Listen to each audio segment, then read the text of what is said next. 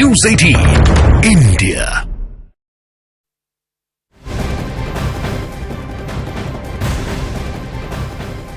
और चलिए आगे बढ़ेंगे। इस वक्त की एक ब्रेकिंग न्यूज आपको बता दें, उत्तराखंड के हल्द्वानी से खबर है, जहां बनभूलपुरा इलाके को छोड़कर शहर के बाकी इलाकों में कर्फ्यू में ढील दे दी गई है। इसके साथ ही शहर के दूसरे इलाकों में इंटरनेट सेवा भी बहाल कर दी गई है।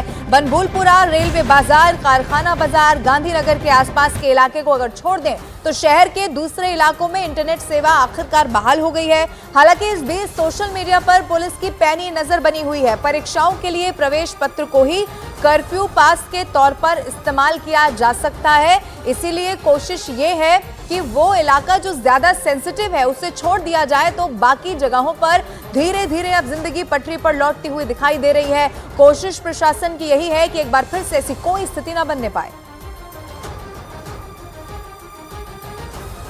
देर रात को भी कई लोगों के घरों में छापेमारी की गई। सबसे बड़ी बात मैं बता दूं कि अब कुछ राजनीतिक कनेक्शन भी यहां पर सामने आ रहे हैं और तार जो है जो उत्तराखंड है उसके पार यूपी की तरफ जुड़ रहे हैं और यूपी पुलिस से भी संपर्क में यहां पर उत्तराखंड पुलिस है। और उत्तराखंड पुलिस ने यूपी के कई हिस्सों रामपुर, बरेली और उसके अलावा मुरादाबाद में डेरा डाला हुआ है कि वहां पर से कुछ ये माना जा रहा है, जो हम पहले से ही कह रहे थे पहले दिन से, कि यहाँ पर बाहर के कुछ लोग आए थे जिन्होंने वारदात को अंजाम दिया था। उसके बाद यहाँ से वो भाग गए थे और इसी वजह से अब यहाँ पर जो पुलिस है वो उन लोगों को टारगेट कर रही है जो लोग यहाँ पर हो सकते थे और उनका क्रिमिनल रिकॉर्ड खंगाला जा रहा है। और पुलिस का ये कहना है कि देर रात भी तकरीबन 20 से ज़्यादा लोगों के घरों में छापेमारी की गई थी। कुछ लोग फरार है और कुछ लोगों को हिरासत में लिया गया है। वहीं आज भी जो कर्फ्यू है, कर्फ्यू में हल्द्वानी के कुछ हिस्सों में बनभूलपुरा को छोड़कर दूसरी जगह पर ढील दी गई है। आज दूसरी जगह पर इंटरनेट सेवा सुबह बहाल की गई है और बीच में भले ही बंद हुआ था लेकिन इंटरनेट सेवा बहाल की गई है, जिससे कहीं ना कहीं लोगों ने राहत की सांस ली होगी। लेकिन बनभूलपुरा का ये जो पूरा इलाका आपको दिखा दूंगा, ये सब सन्नाटे में अभी भी है क्योंकि पुलिस ने यहाँ पर कोई ढील नहीं दी है। लगभग यहाँ पर हजारों की संख्या में पुलिस बल है, पैरामिलिट्री फोर्सेज है, घर के चप्पे चप्पे गलियों में पुलिस फोर्स है और सन्नाटा पसरा हुआ है। तो कर्फ्यू में इन इलाकों में कोई ढील नहीं है। लेकिन सबसे बड़ी चीज़ यही है कि 15 दिन में रिपोर्ट देनी है कुमाऊं कमिश्नर को और इसके लिए यहाँ पर ये माना जा सकता है कि जल्द से जल्द उन असली चेहरों तक पहुँचना चाहते हैं पुलिसकर्मी, क्योंकि अब्दुल मलिक जो इस पूरे केस का मास्टरमाइंड बताया जा रहा है, जिसके बगीचे मलिक का बगीचा जिसको लेकर ये पूरा बवाल हुआ था कब्जे वाला, उसके बाद अब यहाँ पर सिर्फ कर्फ्यू और उसके अलावा जो छापेमारी है वो देर रात चली है। और जो लोगों की अरेस्टिंग हुई थी, अब तक 5 लोगों की अरेस्टिंग के लिए पुलिस ने बोला है, लेकिन आज कुछ और खुलासा होगा पुलिस की तरफ से। तो 8 फरवरी को हुई हिंसा के बाद फिलहाल हल्द्वानी में हालात सामान्य बने हुए हैं। शहर में चप्पे चप्पे पर सुरक्षा के पुख्ता इंतजाम दिखाई दे रहे हैं। हिंसा के मास्टरमाइंड अब्दुल मलिक की तलाश की जा रही है। 8 फरवरी को फैली हिंसा के बाद हल्द्वानी के बनभूलपुरा इलाके में जिंदगी धीरे धीरे पटरी पर लौट रही है। तो वहीं दूसरी तरफ आपको यह भी बताएं कि उपद्रवियों पर कार्रवाई के लिए उत्तराखंड सरकार और प्रशासन इस वक्त एक्शन मोड में दिखाई दे रहा है।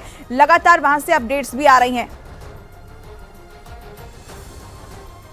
तो हिंसा की जांच भी तेज कर दी गई है। अतिरिक्त सुरक्षा बल की तैनाती भी की गई है ताकि शांति बहाली हो। और इस बीच मुख्यमंत्री की तरफ से चेतावनी भी दी गई है। पुष्कर सिंह धामी ने यह कहा है कि जिसने भी ये हिंसा भड़काई है वो दंगाई छोड़े नहीं जाएंगे, बख्शे नहीं जाएंगे।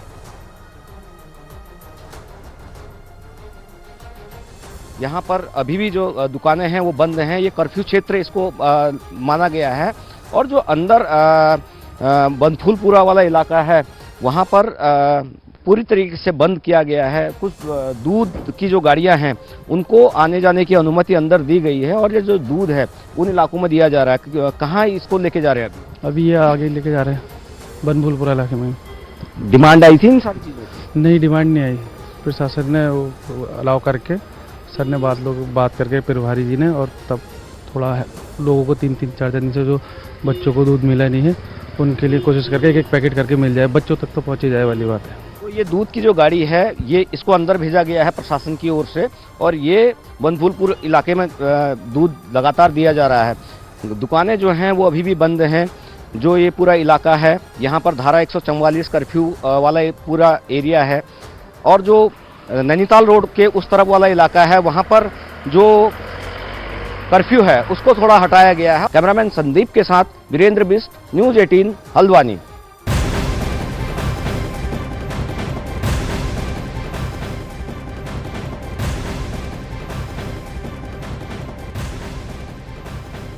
और इधर आप देखिए, हल्द्वानी हिंसा का मास्टरमाइंड बताए जाने वाले अब्दुल मलिक का एक और वीडियो सामने आ गया है, जिसमें वो नगर निगम के अधिकारी से बहस करता हुआ नजर आ रहा है। अब दावा यह है कि ये वीडियो हिंसा वाले दिन यानी कि 8 फरवरी का है। आरोप यह है कि नगर निगम की टीम जब दल बल के साथ बनफूलपुरा इलाके में अवैध कब्जा हटाने के लिए पहुंची तो आरोपी मलिक से उनकी जमकर बहस हो गई। अब्दुल मलिक नगर निगम की टीम को जमीन के दस्तावेज नहीं दिखा पाए थे और नगर निगम के अधिकारी लगातार उनसे जमीन के कागज मांग रहे थे। ये तस्वीर इस वक्त आपकी टीवी स्क्रीन पर।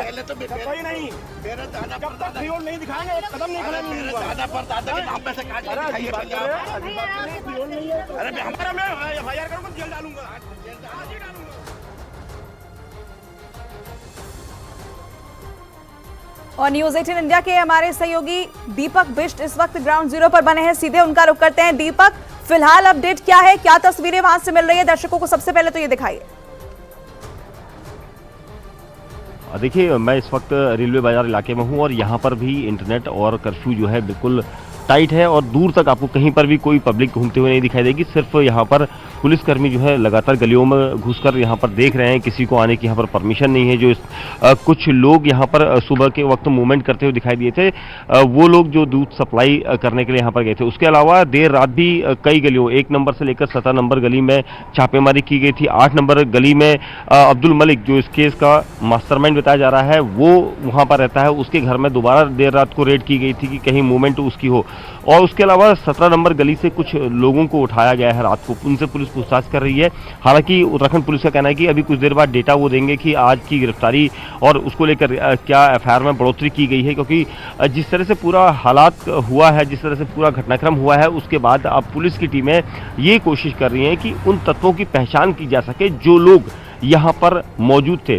और सबसे अहम चीज़ यह है कि जो वीडियो फुटेज इस वक्त वायरल हो रहे हैं, उन फुटेज के आधार पर पुलिस की टीम अब जांच को तेज कर रही है, क्योंकि उन लोगों तक पहुंचना बहुत जरूरी है। स्थानीय लोगों की मदद ली जा रही है। जो थानाध्यक्ष नीरज भाकुनी, जो इस बनफूलपुरा थाने के थानाध्यक्ष हैं, उनसे रिकॉर्ड खंगाला जा रहा है कि जो लोग यहाँ पर क्रिमिनल माइंडेड थे, जो लोग इस तरह की हरकत पहले भी कर चुके थे, कभी प्रदर्शन का इस्तेमाल करते थे, और उनसे पूछताछ की जा रही है ताकि ये पता लग सके कि जल्द से जल्द उन लोगों तक पहुंचा जा सके जिन लोगों ने आगजनी की थी, तोड़फोड़ की थी। और कई अब इसमें महिलाओं को भी यहाँ पर टारगेट किया जा सकता है पुलिस के द्वारा कि महिलाओं की भूमिका क्या रही थी, क्योंकि जिन महिलाओं ने सबसे पहले पुलिस का रास्ता रोका, जिन महिलाओं कोई भी यहाँ पर जो दंगाई जिसने हिंसा फैलाने की कोशिश की, चाहे किसी से भी वो ताल्लुक रखता हो, लेकिन उसे बख्शा नहीं जाएगा। और खुद उत्तराखंड के मुख्यमंत्री पुष्कर सिंह धामी की तरफ से ये साफ संदेश दिया गया है। तस्वीरें जो आपके टीवी स्क्रीन पर इस वक्त हम आपको दिखा रहे हैं, वो ये बताती हुई कि कैसे वहां पर कार्रवाई आगे बढ़ रही है। दीपक, एक सवाल ये है कि क्या अभी तक की किसी भी जानकारी में कोई रोहिंग्या कनेक्शन डेवलप हुआ है क्या? देखिए, बड़ी खबर यही आ रही है कि रोहिंग्या कनेक्शन जो है, हमने न्यूज़ 18 इंडिया पर बताना चाहेंगे कि रोहिंग्या की जो कनेक्शन है, रोहिंग्या कनेक्शन, उसको लेकर यहाँ पर पुलिस सतर्क हो गई है, चौकन्ना हो गई है कि इस पूरे केस में रोहिंग्याओं की भूमिका की यहाँ पर पुलिस की टीमें जांच करें, क्योंकि कई रोहिंग्या और बांग्लादेशी और दूसरे जो देशों के लोग हैं वो यहाँ पर छिप कर रह रहे हैं, अवैध रूप से रह रहे हैं, उनका कनेक्शन यहाँ पर खंगाला जा रहा है। और ये साफ तौर पर कहा जा सकता है क्योंकि उनका इस्तेमाल यहाँ पर अब्दुल मलिक और उसके जो लड़के हैं वो कर सकते हैं, क्योंकि अमूमन पत्थरबाजी और उसको लेकर रोहिंग्याओं का इस्तेमाल किया गया है। इसलिए पुलिस की टीमें अब रोहिंग्या कनेक्शन को इसमें खंगाल रही है। सूत्र बता रहे हैं कि कुछ लोग वहाँ पर मूवमेंट उनकी हुई थी जिस जगह पर उपद्रव हुआ था, और इसीलिए रोहिंग्या मुस्लिम्स के ऊपर भी पुलिस की